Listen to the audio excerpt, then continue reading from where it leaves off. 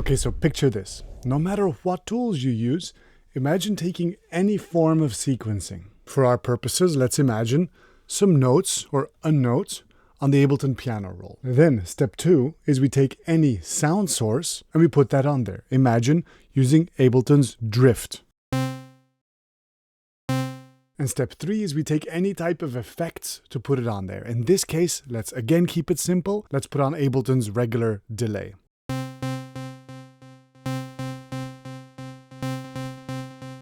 So a sequencer into a sound source into an effect.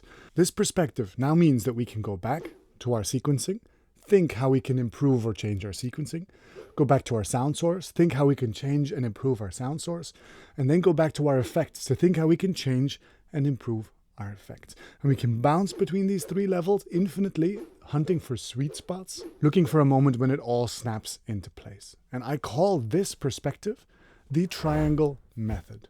It's a method for generating musical material that has depth, nuance, aliveness, and it's deceptively simple but infinitely deep. Let me take this example to its logical conclusion. So I go back to the level of the sequencing and I think, what can I change here? How about I add in another note at a low velocity and I put it in the context of my loop. Cool, let's go to the sound source. What else can we change? The envelopes. Oh, I quite like it when it's a short and snappy envelope. Let's in fact increase the feedback and increase the dry wet and make the feedback a little bit thinner. I like this quite a lot. Let's stay at the level of the effects. I feel like we could just add in a little bit of reverb.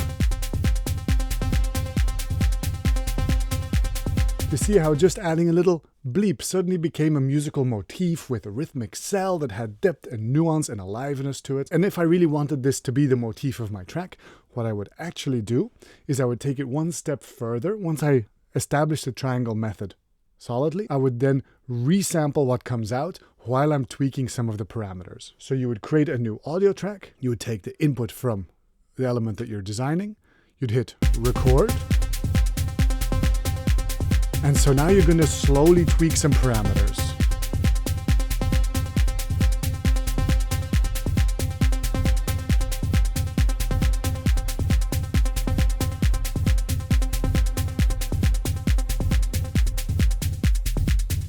Okay, imagine this is when the element starts to exist in the track, really subtle. Hang out here for a while. Let it breathe, let it evolve. Let it breathe. Try to make changes in a musical fashion.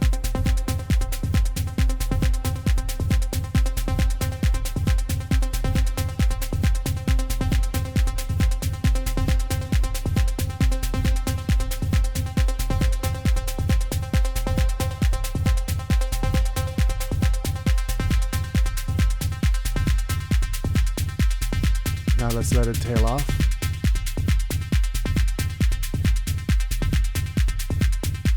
Goodbye.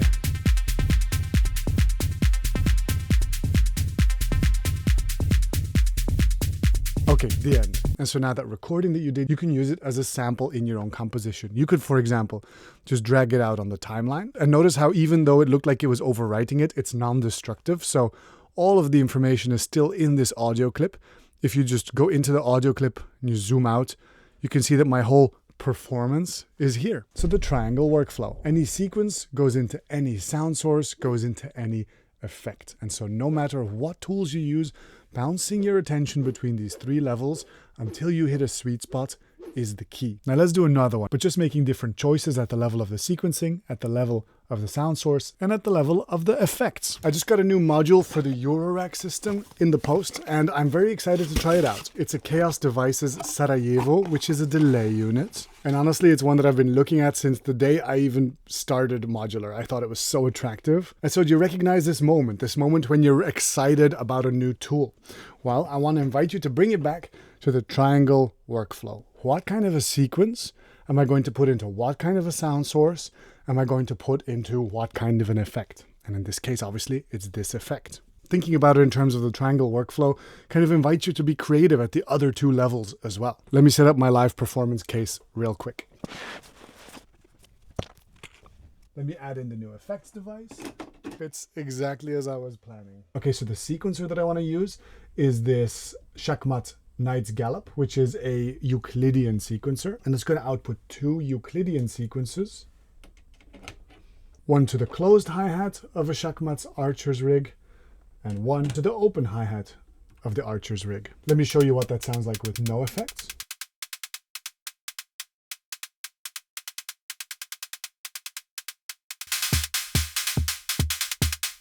There we go. I've got a little battering ram doing a little kick.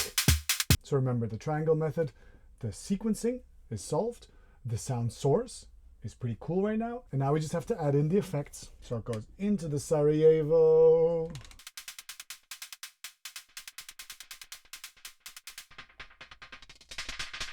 Oh, here we go.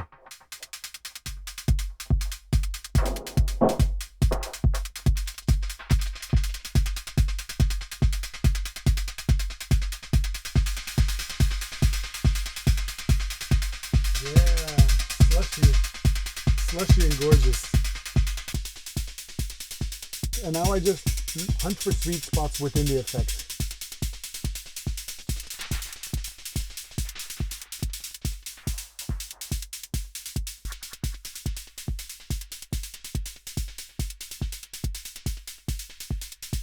So let's do it without the effect. Quite dry and two-dimensional in a way. But with the effect, you find a sweet spot. Cool. And here visually even, it's quite easy to bounce around between these 3 levels. We've got the sequencing, we've got the sound source, and we've got the effect right here. So I can change the sequence, I can change parameters on the sound source, and I can change parameters on the effect and just bounce between those 3 levels really quickly. So no matter what tools you have, think of those 3 levels and how to be creative at those 3 levels. Nice. So remind ourselves, the triangle workflow is a method for generating material that has depth, nuance, and aliveness, and it works very well in cyclical music. We have the sequencer, the sound source, and the effects. We sculpt something by bouncing back and forwards between those 3 elements, and then once we have something that we like, we resample that and export it. I want this thing to be the framework upon which you can add and hang on a lot of knowledge that you learn elsewhere. You can always come back to, where does this fit within the triangle workflow? I bet a lot of you already do something very much like this, maybe subconsciously. So tell me about it in the comments below. If you like the way I teach, maybe go follow one of my courses. And until next time, stay producing, be good to each other, and take care. Bye-bye.